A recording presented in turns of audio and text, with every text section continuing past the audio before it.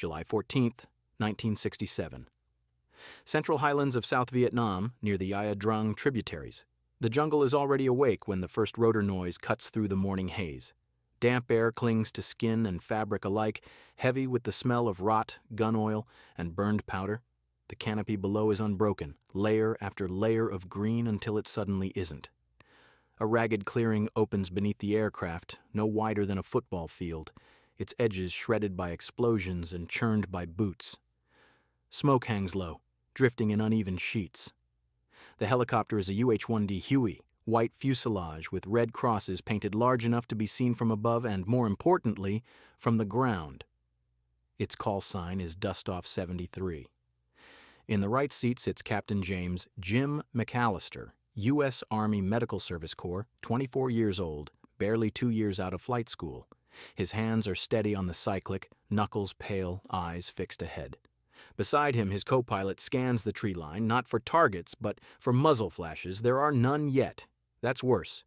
Below, men are waving, some are standing, others aren't moving at all. The radio crackles.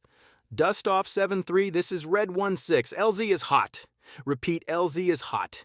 We do not have gunships on station. McAllister doesn't answer right away. He already knows. The absence of Cobra escorts is obvious. No orbiting fire, no suppressive rockets chewing the jungle back. Just the Huey, alone, its rotors beating the air like a warning bell.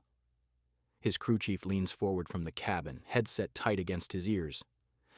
"Sir, we're exposed down there." McAllister nods once. He lowers the collective. The Huey descends.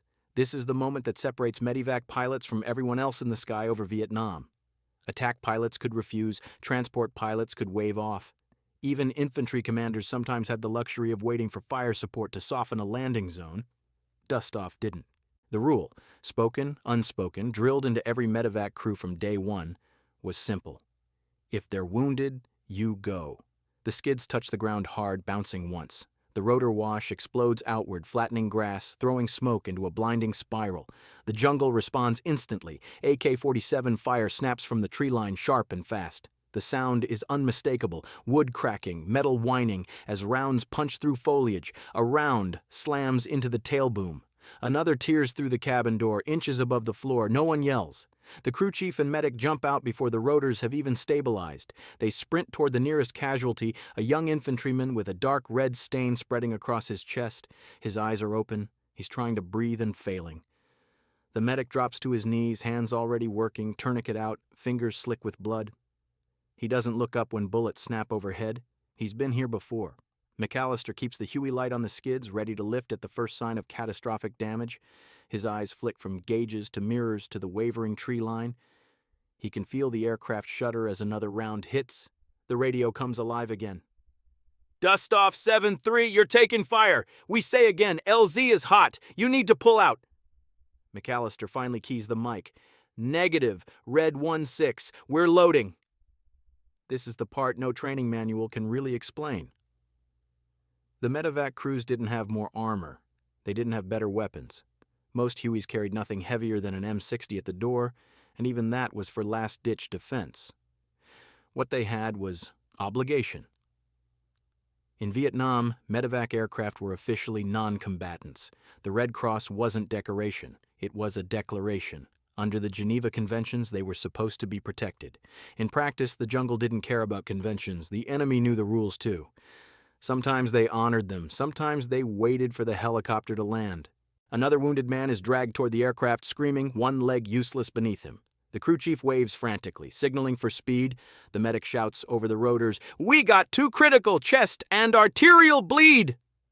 McAllister feels time stretch. Every second on the ground is a gamble. Every extra patient is weight that could mean the difference between climbing out or settling back into the kill zone.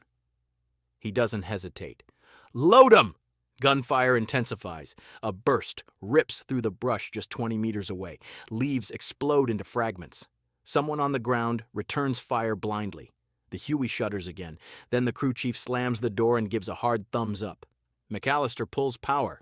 The engine whines, rotors biting air, the aircraft clawing upward through smoke and dust. For a split second, the Huey hangs, heavy, vulnerable, every system pushed to its limit. Then it breaks free. As the clearing drops away beneath them, the gunfire fades, swallowed by jungle and distance. Inside the cabin, the medic is already working, shouting vitals, hands moving fast, relentless. McAllister exhales for the first time since touchdown. This wasn't bravery in the way movies would later portray it. It wasn't reckless, and it wasn't blind heroism. It was doctrine, culture, and an unbreakable promise. If you're wounded, we're coming, fire support or not. And this was only one landing. The Huey levels out just above the treetops, skimming the jungle like a stone across water. Inside the cabin, the air is thick with fuel fumes, blood, and sweat. The wounded man with the chest injury gurgles softly, each breath a fight. The medic presses down harder, sealing the wound, counting under his breath as if numbers alone can hold death at bay. McAllister keeps his eyes forward. He doesn't turn around. He never does. 10 minutes later, the helicopter flares into a forward surgical hospital. Sandbags, canvas tents, generators humming like insects. The skids touch down, and the wounded are gone almost instantly, swallowed by hands, stretchers, shouted commands. McAllister shuts down the engine. The sudden silence is deafening. He sits there for a moment, helmet still on, visor streaked with grime. His shirt is soaked through, not from a blood, from sweat. Another pilot walks up, shaking his head. Jesus, Jim. No gun cover? McAllister shrugs. They needed us. That answer, simple, flat, isn't bravado. It's how Dustoff pilots talk. Always has been. The name itself comes from a radio call, not a unit designation. Early in the war, MedEvac helicopters were identified simply as ambulance flights. But in the chaos of combat, with gunships screaming overhead and infantry units calling in fire from every direction, ambulance got lost in the noise. So someone said Dustoff, and it stuck. By 1967, Dustoff wasn't just a call sign, it was a contract. MedEvac pilots in Vietnam were volunteers, not officially, but effectively. Nobody assigned lightly to Dustoff stayed long unless they wanted to be there. The casualty rates were brutal. The missions were relentless.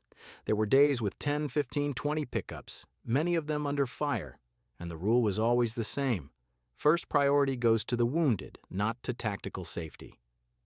This is what separated MedEvac from every other aviation role in Vietnam. Gunship crews had authority to abort. Transport pilots could refuse unsafe LZs. Even fighter bombers needed clearance and coordination before committing. Dustoff crews did not wait for suppression. They were expected to fly into unsecured zones because delaying could mean the difference between a man bleeding out in the mud or arriving alive at a surgical table. Time was the enemy. Statistics proved it. In World War II, a wounded soldier had a survival rate of around 80% if he reached medical care. In Korea, helicopters pushed that higher. In Vietnam, thanks largely to Dustoff, survival rates climbed above 90%. Those numbers weren't abstract to McAllister. They were faces. They were hands grabbing at his flight suit as the rotor wash flattened grass. They were voices on the radio breaking as someone begged for help. Dustoff, please. We've got a kid bleeding out. There's a reason Dustoff pilots didn't carry heavy weapons. The Red Cross painted on their aircraft wasn't armor.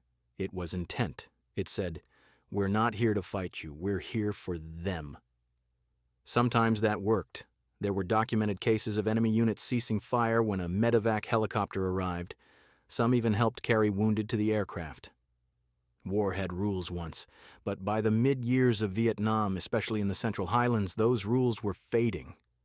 The enemy learned that Dustoff would come no matter what, and some used that knowledge deliberately. They waited. They let the helicopter land. Then they opened fire. McAllister knew that. Every Dustoff pilot did, and still the landings continued. Back at the pad, before McAllister can even unstrap, the operations sergeant appears with a clipboard.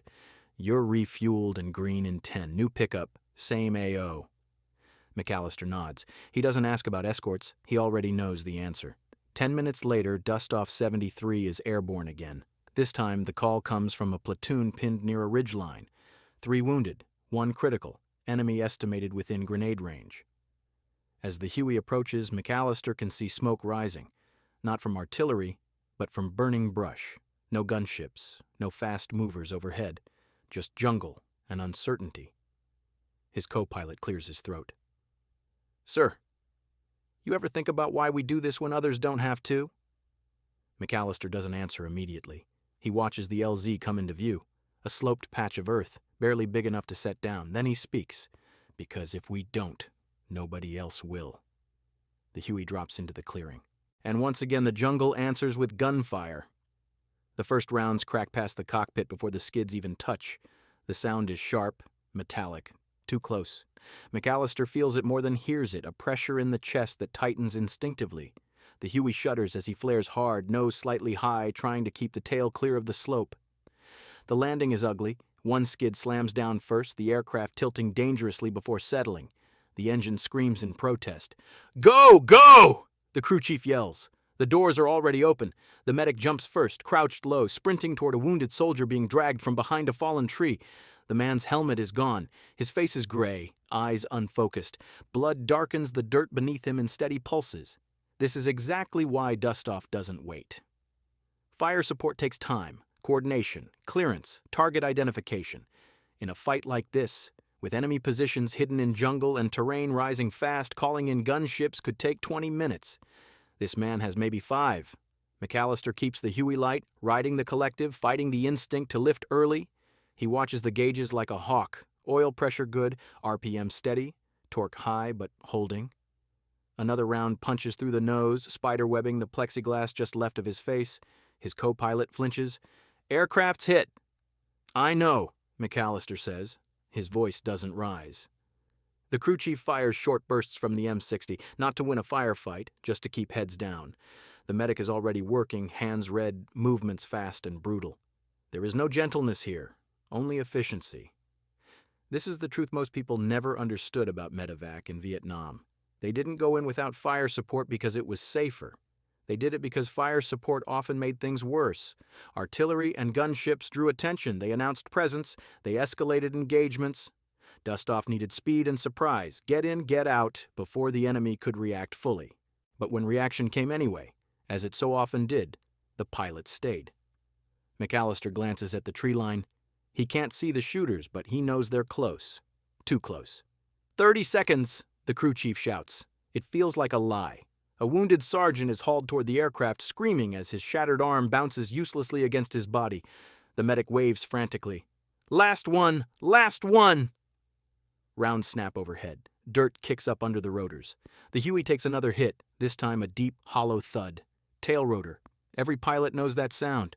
McAllister's heart spikes, but his hands don't move. Not yet. He waits, counts, feels for yaw.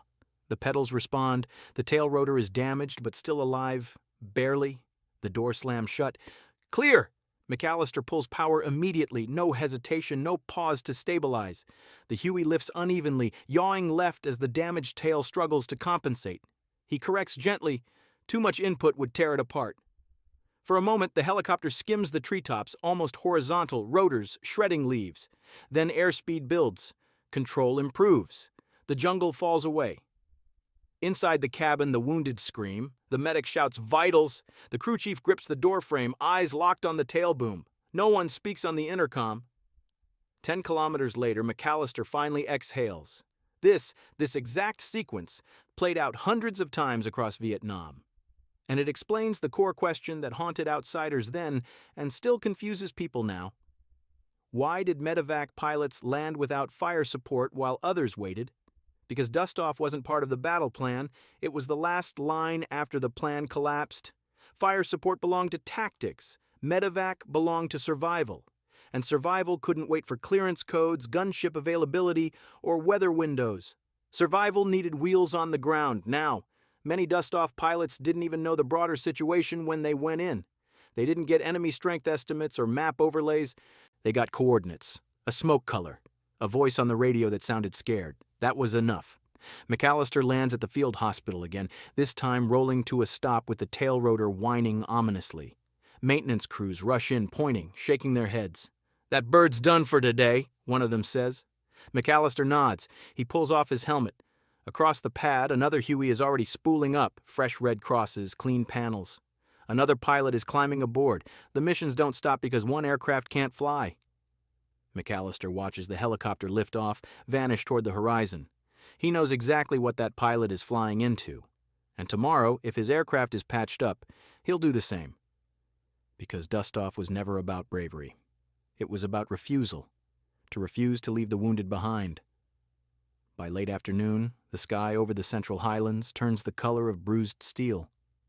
Heat bleeds out of the jungle slowly, reluctantly, replaced by a damp chill that seeps into bones and wiring alike. McAllister sits on an ammo crate near the flight line, helmet beside him, flight suit streaked with oil and grime. He's been flying since before sunrise. 3 missions today. 2 hot LZs, 1 aircraft grounded, no escorts on any of them. Across the pad, a chaplain speaks quietly with a Dustoff crew that won't be flying again. Their Huey came back with too many holes and 1 seat empty. No dramatics, no speeches, just a hand on a shoulder, a nod, a shared silence. This is the cost that never made it into press briefings. MedEvac pilots in Vietnam had one of the highest casualty rates of any aviation role. They flew slower aircraft. They flew lower. They flew predictable routes, toward smoke, toward gunfire, toward men screaming into radios, and they did it without the psychological buffer other pilots had. Fighter jocks dropped ordnance and turned away. Gunship crews orbited, engaging from standoff range. Transport pilots offloaded troops and lifted out. Dustoff crews stayed, hovering, exposed, stationary. Waiting was the one thing they could not do. McAllister thinks back to a conversation from flight school years ago. An instructor had said it casually, almost offhand. Someday, you'll have to decide whether you're a pilot or a lifeline. That choice comes fast in Vietnam, faster than most people imagine. Because when a platoon calls for MedEvac, they're not asking for help. They're already past that point. They're asking for a chance. The reason other units waited for fire support wasn't cowardice, it was logic. Suppression reduced risk. Clearing an LZ saved aircraft and crews. In a conventional framework, it made sense. Dustoff existed outside that framework. If fire support delayed pickup by even 10 minutes, that delay could turn survivable wounds into fatal ones. Shock didn't care about doctrine. Blood loss didn't wait for gunships to arrive, so Dustoff went in alone. Every time. There were nights when McAllister lay awake in his hooch, listening to distant artillery, replaying decisions. Could he have waited 30 seconds longer? Could he have lifted earlier? Could he have taken 1 more patient? Those questions don't have answers. They only have weight. By the end of the war, Dustoff crews had evacuated nearly 1 million wounded. Americans, South Vietnamese, enemy combatants, civilians. The Red Cross meant anyone. If they were bleeding, they flew. Survival rates climbed higher than any previous war in history. But so did the toll on the men who made it possible. Years later, when people asked why MedEvac pilots landed without fire support while others waited, McAllister would struggle to explain it in words that made sense to civilians. It wasn't recklessness. It wasn't heroics. It was proximity. They were closer to death than anyone else in the air, and they refused to accept distance as an excuse. On his last day in Vietnam, McAllister flew 1 final mission, routine pickup. No shots fired. Easy in, easy out. The kind of flight that almost felt wrong after everything else. As he lifted away, he glanced down at the clearing one last time. Empty. Quiet. He keyed the mic out of habit. Dustoff leaving the area. No response came back. That was fine. The promise had already been kept.